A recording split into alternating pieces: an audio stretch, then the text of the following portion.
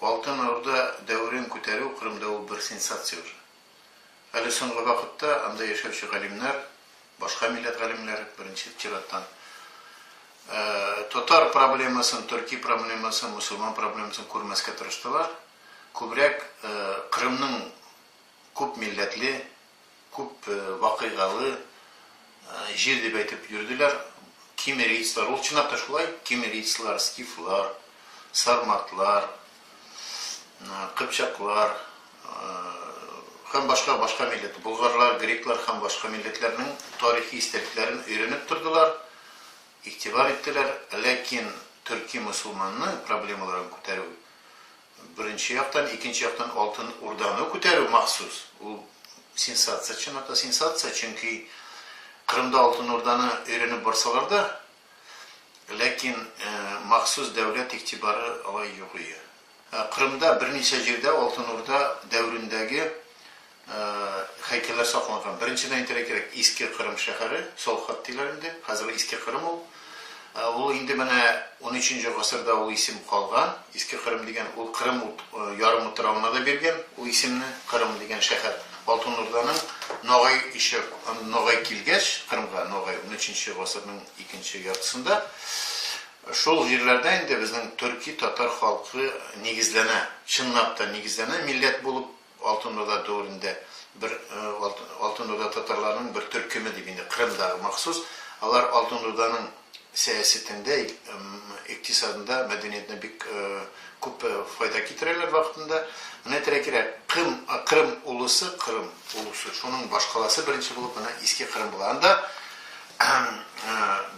Берке хан вакытында, Үзбәк хан вакытында бик зур һәйкәлләр төзелә. Мәсәлән, менә хәзер архитектураны хәзер алсак, бөтен Алтын Урданың берничә җирдә генә һәйкәлләр калган архитектура. Беренчедән мәдрәсә, мәчет Үзбәкнеке, Үзбәк хан инде Алтын Урданың 14-нче гасырда дип әйтергә кирәк.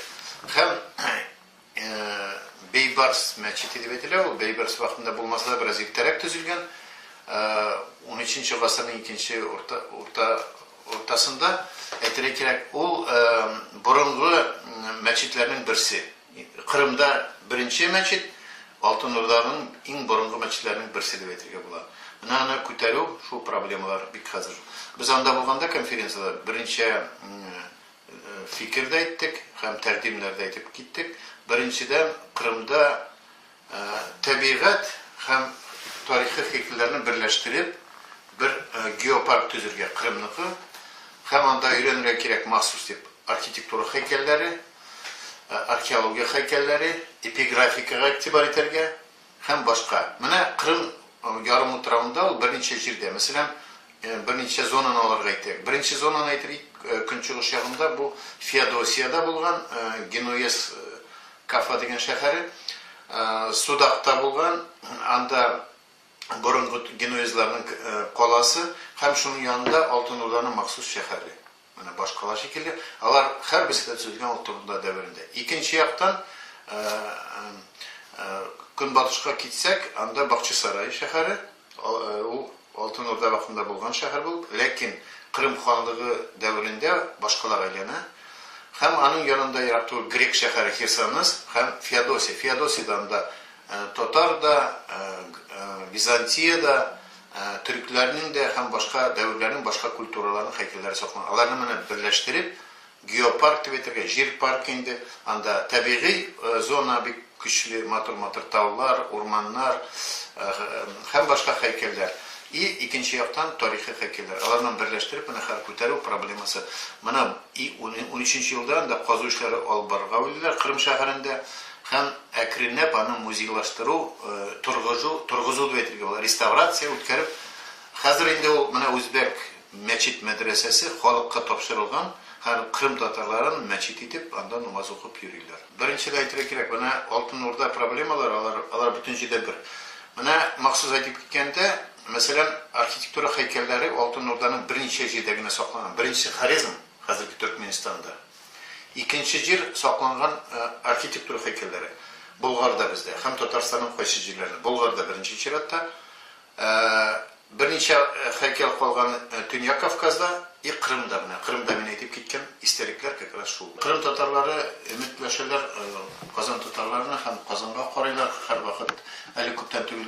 буенча китапханаларның тарихын һәм китапка багышланган бер конференция булган Казанда. Шунда кырым татарлары вәкилләре килеп киттеләр. Соңгы вакытта безнең элемтә яхшы. Чөнки сез беләсез, безне Кырым татарларын, Казан татарларын, Идел Урал татарларын бүләргә тырышалар һәр вакыт. Но мин болай дип әйтәм инде, хәзерге реаль ситуацияны карап, без бер халык, ике милләт дип әйтергә була, бүлеп тормыйм. Бер күлмәкнең ике якасы дип әйтсәм, ул дөрес тә булыр. Чөнки Кырым татарларының алар бездән ераграк территорияльне яшәсәләр дә, борынгы элемтәләр югалмаган, тел, дин. Ләкин безнең инде язмышлар башкача киткән, аларның Кырымда, біз Идел Урал буенда, шуның өчен безнең үзгәрешләр бар. Безнең инде үзгәрешләр бар, үзенчәлекләр бар, шуның өчен әйтергә була, бер милләт, бер халыкның ике милләте дип. Ул дөрес булыр.